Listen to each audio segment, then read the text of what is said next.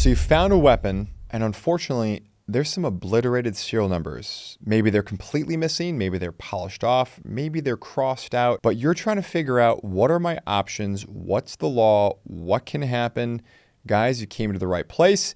I am here with Mike Kwiatkowski, owner of FFLexpert.com, who's going to be sitting down to answer all of those questions and more. Guys, let's get into it.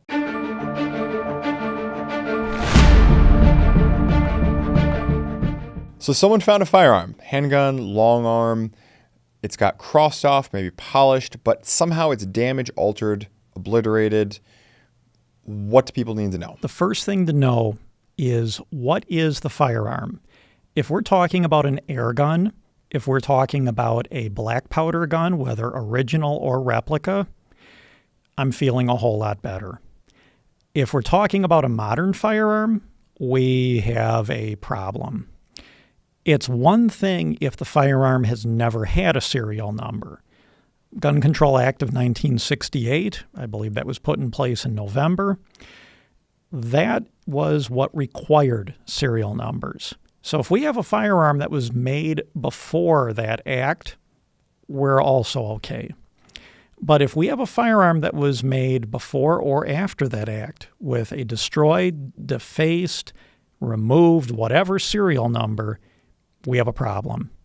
And unfortunately, it's a problem that is not really easily, if at all, surmounted. What about firearms, and we're going to come back in that moment, but I just want to throw it out there as well. What about firearms manufactured before that magic cutoff date in 1899? Well, 1968 was the Gun Control Act, which required the serial numbers. January 1st of 1899 is when the modern, at least by legal definition, of firearm was created. Anything from December 31st, 1898 or prior is an antique.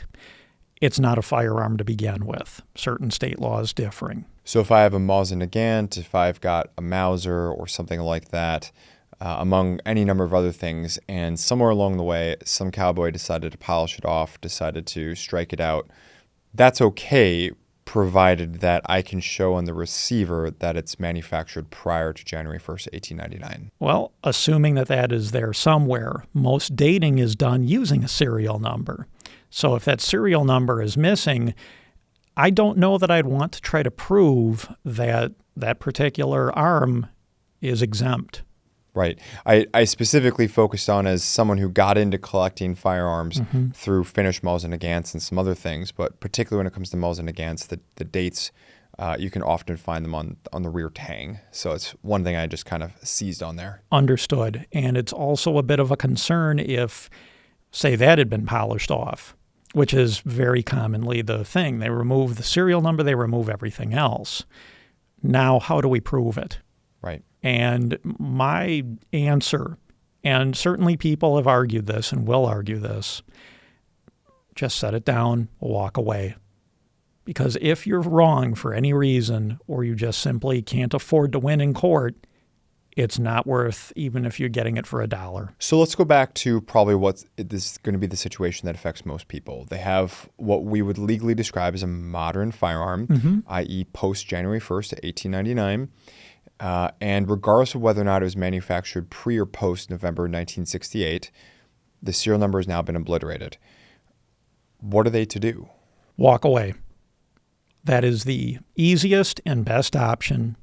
Walk away. When you look at section 478.34, which is removed, obliterated, or altered serial number, no person shall knowingly transport, ship, or receive in interstate or foreign commerce any firearm which has had the importer's or manufacturer's serial number removed, obliterated, or altered, or possess or receive any firearm which has had the importer or manufacturer's serial number removed, obliterated, or altered, and at any time has been shipped or transported in interstate or foreign commerce. A lot of gobbledygook, but this is where we start looking at, and I really hate this term, ghost guns or homemade firearms. If it's not been involved in foreign or interstate commerce, we can see that this doesn't apply. Again, certain state laws differ. Minnesota comes to mind immediately. But if you have a firearm that's had a serial number, it is a modern firearm, so 1899 or later, and the serial number has been in any way altered, don't touch it. I just want to pick up on something you just said because I know people will be confused on it. The reason why the interstate commerce, of course, and I realize you know this, but I just want to make sure our good viewers know this as well. The reason why we have the inclusion of the interstate commerce aspect here is to make sure that the federal government can get jurisdiction. That's their invitation into regulation. And I not only point that out for that fact, but then so I can make the follow-on point, which is the fact that I have seen some extremely anti-gun legislators at the federal level make extreme arguments for what constitutes being found in interstate commerce as in basically the gateway into regulating virtually all firearms, whether they are so-called ghost guns, privately manufactured firearms or otherwise. So common arguments that they have trotted out is, well, did you get them? So we're here in Wisconsin, and let's say we want to manufacture something, whether 3D printing or whatever, right? Okay. Well, did the plastic come from Wisconsin? Were all those components sourced from Wisconsin? What about the machine that manufactured it? Was that from Wisconsin? Was every single roller pin, you name it, did every single thing come from Wisconsin all the way down to the ground? The answer is, of course, in this modern day and age, invariably no. Something came from somewhere out of state. It probably doesn't matter what state you point to. So I'm just introducing that concept out there for folks, not because I support it, but so people are aware about what the conversation is on this when it comes to a federal level. So you mentioned electropencils. I'm sure there's a lot of kids out there who have no idea what we're talking about. We're basically talking about these machine pencils that allow you to write on metal, basically kind of scratching it. Engraving. There we go. That's a much better way of putting it. Thank you. And for those of us who have been involved in the milsurp world for some time now, you encounter certain types of firearms that are more likely than others to have those because maybe the particular importer involved or things like that. But serial numbers, of course, I have to imagine, need to comport to certain legibility requirements and other requirements. How could those be reconciled? And given the fact that they probably weren't necessarily stamped or machined to the same levels, basically, what happens if those start to become difficult to read or become incidentally scratched out because of maybe where it was placed or maybe someone did a poor job that day? Oftentimes it has nothing to do with a poor job or anything of that nature. The engraving requirements have changed over the years. And the reason that you'll see certain milsurps having the electropencil serial numbers versus engraved is because when that group of milsurps came in, that's what was allowable at that time. In the NFA world, we have a problem with electropencils being used on things like Uzi bolts, where it is a conversion part. And the engraving is coming off just through normal use. It's through no fault of anybody. It's not purposeful.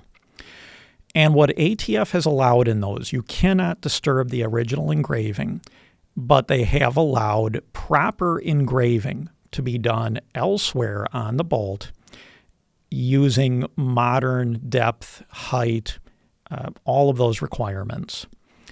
And on milsurps, it's less common, but it does occur that you'll get an importer will bring in, actually I can speak to this. I had an importer who brought in a number of Mosin Nagants, and about 20 of them had the same serial number. And ATF allowed them to add A, B, C, D, and so on after the number so that they all had different numbers. These were Chinese Type 53s, which were Mosin Nagant copies.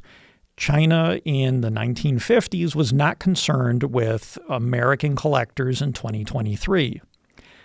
They didn't pay as close of attention to serial number issues like this. But if I were to have somebody who had a electropenciled serial number that was wearing off through no fault of anybody, I would actually contact ATF outright, explain the situation in writing, and ask for permission to put the serial number in modern engraving meeting modern specs elsewhere on the receiver. And I think that given that you're coming to them with a legitimate issue that they don't want guns out there without serial numbers, they would work with you on and agree. I would want a letter in hand when I approach a gunsmith to do that, though. Interesting.